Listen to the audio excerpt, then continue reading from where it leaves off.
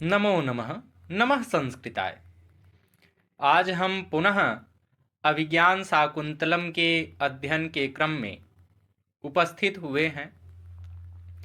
अभी तक हमने अभिज्ञान शाकुंतलम के 3 अंक तक का अध्ययन कर लिया है। इस कक्षा में हम चतुर्थ अंक का अध्ययन करेंगे। चतुर्थ अंक अभिज्ञान शाकुंतलम का लगभग ऐसी कोई भी परीक्षा नहीं है जिसमें उससे कुछ ना कुछ पूछा ना जाए। इसमें UGC, NET, JRF, TGT, PGT, TET, GIC, lecturer, इन सभी परीक्षाओं के लिए अभिज्ञान शाकुंतलम का चतुर्थ अंक अत्यंत उपयोगी है। प्रारंभ करते हैं। इसका हम गद्य भाग भी देखते चलेंगे, चूँकि लगभग सभी परीक्षाओं में इसके गद्य भाग की भी पंक्तियों को पूछ लेता है कि यह वाक्य किसने कहा है, तो इसलिए इसको हम गद्य भाग और पद्य भाग दोनों को देखते हुए चलेंगे। तो चतुर्थ अंक यहाँ से प्रारंभ होता है। ततः प्रविशतः कुसुमावचयं नाट्यन्त्यौ शक्यौ। ततः प्रविशतः अर्थात तदंतर, प्रवेश करते हुए, कुसुमावचयम नाट्यन्त्यौ फूल चुनने का नाट्य करती हुई, शक्यौ शकुंतला की दोनों सखियां, अर्थात तदंतर फूल चुनने का नाट्य करती हुई शकुंतला की दोनों सखियों का प्रवेश। अनुसूया हला प्रियं वदे सखी प्रियं वदा, यद्यपि गांधर्वेण विधिना निवृत्त कल्याणा शकुंतला अनुरूप भर्तृगामिनी संवृत्तेति निवृत्तम मे हृदयं तथाप्येतावच्चिन्तनीयम्। अनुसूया का कथन है कि हला प्रियं वदे, सखी प्रियं वदा, यद्यपि गांधर्व विधिना, विधि से, निर्वृत्त कल्याणा अर्थात विवाहित होकर, शकुंतला अनुरूप भर्तृगामिनी शकुंतला अपने अनुकूल पति को, संवृत्तेति निवृत्तम में हृदयम प्राप्त हो गई, इसलिए मेरा मन, निवृत्तम में हृदयम इसलिए मेरा मन सुखी है। तथाप्येता वच्चिन्तनीयम फिर भी इतनी बात विचारणीय है।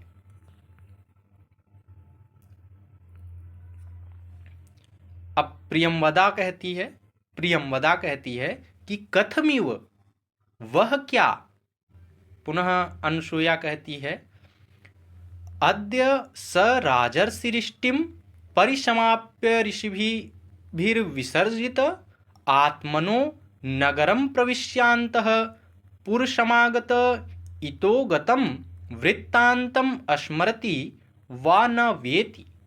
अनुसूया कहती है कि अद्य स राजर्षिरिष्टिम अर्थात आज वह राजर्षि यज्ञ की परिसमाप्य ऋषिभिर विसर्जित, समाप्ति के बाद ऋषियों से विदाई पाकर, आत्मनो नगरम अपने नगर में, प्रविश्यांतः अर्थात प्रविष्ट होकर, पुरसमागत इतोगतम अंतःपुर की स्त्रियों से मिलकर, वृत्तांतम स्मरति वा न वेति यहाँ की बातों को स्मरण करेगा या नहीं। अनुसूया अपनी सखी प्रियंवदा से यहाँ पर कहती है कि जो राजा दुष्यंत आज ऋषियों के द्वारा विदाई पाकर के अपने नगर को चले गए हैं, वह वहाँ अपने नगर की स्त्रियों से मिलने के बाद क्या यहाँ की बातों को स्मरण करेंगे कि नहीं, इसी बात को वह प्रियंवदा से पूछ रही है।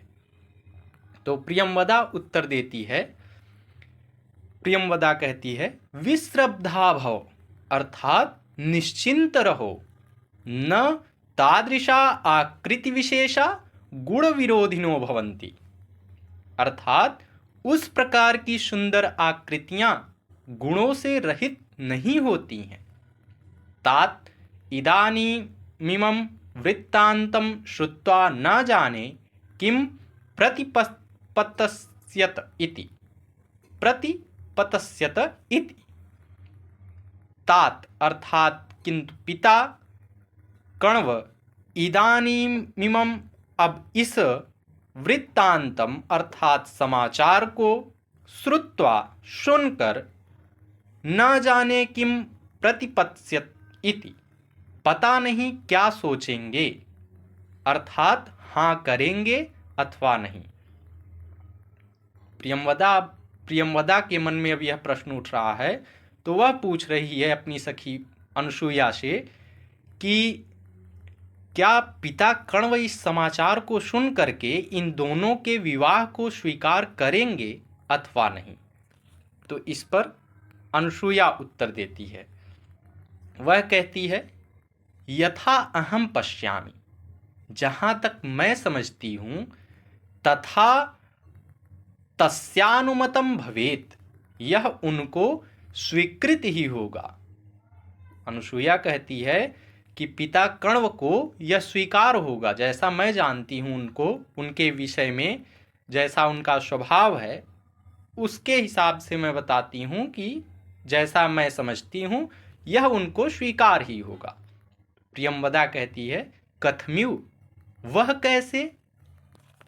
पुनः अनुसूया उत्तर देती है, अनुसूया कहती है गुणवते कन्यका प्रतिपादनीयेत्ययं तावत् प्रथमः संकल्पः, तम यदि दैवमेव संपादयति नन्वप्रयासेन कृतार्थो गुरुजनः।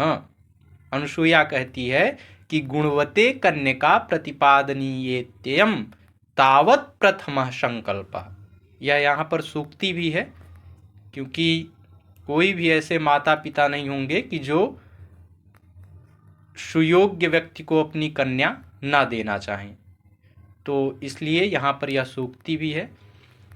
तो इसका अर्थ देखते हैं, गुणवते कन्यका प्रतिपादनीयेत्ययं तावत् प्रथमः संकल्पः, अर्थात गुणवान व्यक्ति को कन्या देनी है, यह माता पिता का मुख्य विचार होता है।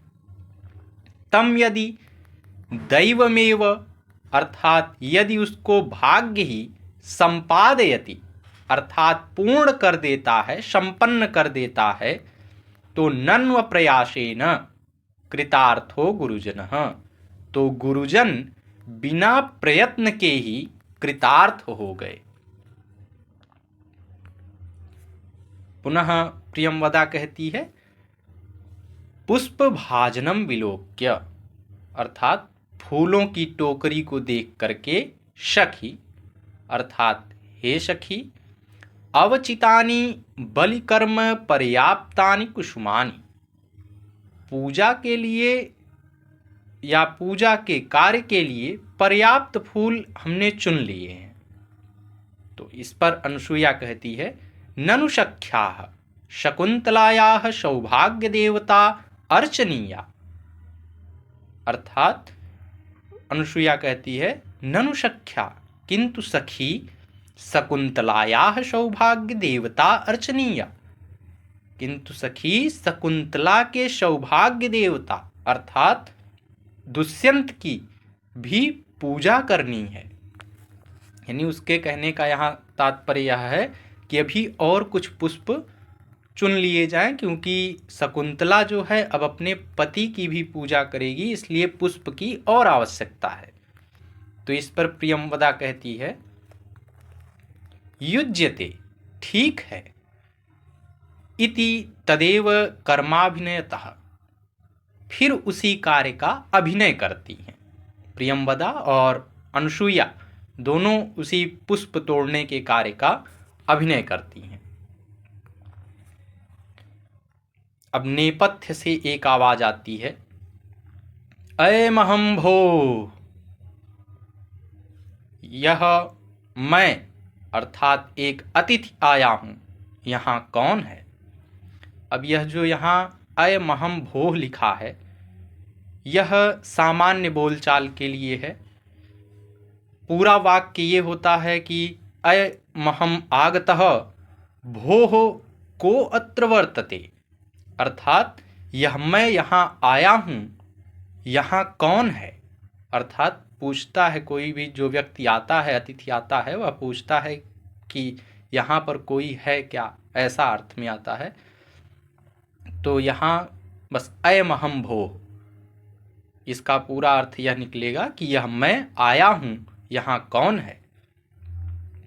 तो इसको अनुसूया इस पर कहती, कर्णम दत्वा, अर्थात सुन करके, कौन बोल रहा है इस बात को सुन करके कहती है, सखी, हे सखी, अतिथिनामीव निवेदितम, किसी पूजनीय अतिथि की सी आवाज है। अनुसूया इस बात को प्रियंवदा से कहती है कि हे सखी, किसी पूजनीय अतिथि की सी आवाज है। तो प्रियंवदा कहती है, ननूट ज सन्निहिता शकुंतला। प्रियंवदा अनुसूया से कहती है कि कुटी पर शकुंतला विद्यमान है ही। तो इस पर अनुसूया कहती है, अद्य पुनर्हृदये न सन्निहिता अलमेता वद्भिः कुसुमैः। अनुसूया कहती है तो, पर आज उसका हृदय कहीं और है, बस इतने ही फूल रहने दो। इत इति प्रस्थिते, ऐसा कह करके दोनों चल पड़ती हैं। अब वही नेपथ्य से आवाज पुनः आती है, आह अतिथि परिभाविनी, ओ अतिथि का तिरस्कार करने वाली। ये चतुर्थ अंक का पहला श्लोक है जो ऋषि दुर्वासा के द्वारा बोला गया है, और इसी श्लोक में महर्षि दुर्वासा शकुंतला को श्राप देते हैं। वह कहते हैं, विचिन्तयन्ति यमनन्यमानसा तपोधनं वेत्सि न मामुपस्थितम् अस्मरिष्यति त्वां न शबोधितो अपि सन् कथां प्रमत्तः प्रथमं कृताम्यु। इसका अन्वय है, अनन्यमानसा यम विचिन्तयन्ति उपस्थितं तपोधनं मां न वेत्सि स प्रमत्तः प्रथमं कृतां कथाम इव बोधितः अपि सन् त्वां न अस्मरिष्यति। इसका शाब्दिक अर्थ देखते हैं। अनन्यमानसा अर्थात एकाग्र चित्त वाली, विचिन्तयन्ति अर्थात चिंतन करती हुई, तपोधनम तप ही है धन जिसका, अर्थात तपस्वी, माम अर्थात मुझ दुर्वासा को, उपस्थितम अर्थात आए हुए को, वेत्सि अर्थात जानती हो, प्रथमम अर्थात पहले, कृताम अर्थात कही हुई अथवा स्वीकार की हुई, प्रमत्तः अर्थात उन्मत्त, बोधितः अर्थात स्मरण कराया हुआ, न स्मरिष्यति स्मरण नहीं करेगा। पुनः एक बार श्लोक को देखते हैं। विचिन्तयन्ति यमनन्यमानसा तपोधनं वेत्सि न मामुपस्थितम् अस्मरिष्यति त्वां न शबोधितो अपि सन् कथां प्रमत्तः प्रथमं कृताम्यु। इसका अर्थ है कि अनन्य हृदय से जिसका चिंतन करती हुई तू उपस्थित हुए मुझ तपस्वी को नहीं देख रही, वह तेरे स्मरण दिलाने पर भी तुझको स्मरण नहीं करेगा। जैसे उन्मत्त व्यक्ति पहले कही बात को स्मरण नहीं करता। इसकी टिप्पणी में हम बताएंगे कि यह वंशस्थ छंद में लिखा गया है और इसमें काव्यलिंग, उपमा और श्लेष अलंकार का प्रयोग है। अब इतना सुनने के बाद जब जैसे ही श्राप मिलता है शकुंतला को, तो प्रियंवदा और अनसुईया जो है दोनों उस श्राप को जैसे ही सुनती हैं तो प्रियंवदा कहती है हा धिक अर्थात हाय हाय, अप्रियमेव संवृत्तम कस्मिन्नपि पूजार्हे पराद्धा शून्य हृदया शकुंतला पुरो अवलोक्य न खलु यस्मिन् कस्मिन्नपि। प्रियंवदा कहती है हा धिक अर्थात हाय हाय, अप्रियमेव संवृत्तम, अनर्थ तो हो ही गया, कस्मिन्नपि, किसी पूजार्हे अपराधा अर्थात पूजनीय व्यक्ति के प्रति शून्य हृदय शकुंतला ने कुछ अपराध कर दिया। किसी पूजनीय व्यक्ति के प्रति शून्य हृदय शकुंतला ने कुछ अपराध कर दिया है। पुरो अवलोक्य, सामने देख करके कहती है न खलु यस्मिन् कस्मिन्नपि, वस्तुतः किसी साधारण व्यक्ति के प्रति नहीं। तो किसके प्रति कहती, एष दुर्वासाः सुलभ कोपो महर्षि। यह पंक्ति बहुत महत्वपूर्ण है। अक्सर यह पूछ ली जाती है कि यह पंक्ति इसका वक्ता कौन है, इस पंक्ति को कह कौन रहा है कि एष दुर्वासाः सुलभ कोपो महर्षि। तो यह प्रियंवदा का वाक्य है। वह कहती है कि एष दुर्वासाः सुलभ कोपो महर्षि, अर्थात यह हैं अति क्रोधी महर्षि दुर्वासा, तथा सप्ता वेग बलोत्फुल्लया दुर्वारया गत्या प्रतिनिवृत्तः, अर्थात इस प्रकार शकुंतला को शाप देकर वेग के बल से युक्त यानी अति तीव्र वेग के साथ और अनिवार्य गति से लौटे जा रहे हैं। अब इस पर अनसुईया कहती है कि को अन्यो हुतवहा दग्धुम प्रभवति, गच्छ पादयोः प्रणम्य निवर्तयैनम यावदहम अर्घोद कमुपकल्पयामि। अनसुईया कहती है प्रियंवदा से कि को अन्यो हुतवहा दग्धुम प्रभवति, अग्नि के अतिरिक्त और कौन जला सकता है, गच्छ तुरंत भाग कर जा, पादयोः प्रणम्य निवर्तयैनम, अर्थात उनके चरणों में प्रणाम करके उनको लौटा कर ला, यावद अहम अर्घोद कमुपकल्पयामि, तब तक मैं अर्घ और जल अर्थात पूजा का सामान तैयार करती हूं। प्रियंवदा कहती है तथा अर्थात अच्छा, इति निष्क्रांता प्रस्थान, इति निष्क्रांता, यह कहकर के वह प्रस्थान कर जाती है। कहती है अच्छा ठीक है, मैं जा रही हूँ ऋषि दुर्वासा को मनाने के लिए। वह ऐसा कहकर के चली जाती है। अब अनसुईया क्या करती है, अनसुईया पदांतरे अस्खलितम निरूप्य, कुछ चल करके गिरने का अभिनय करती है। अहो ओह आवेग स्खलितया गत्या प्रभ्रष्टम ममाग्रहस्तात् पुष्पभाजनम। अहो अर्थात ओह, घबराहट से लड़खड़ाती हुई चाल के कारण मेरे हाथ से फूल की डाली गिर गई। इति पुष्पोच्चयम रूपयति, अर्थात फूलों के उठाने का अभिनय करती है। आज के लिए बस इतना ही। अगली कक्षा में हम इसके आगे के कथनों का अध्ययन करेंगे। नमो नमः। नमः संस्कृताय। धन्यवाद।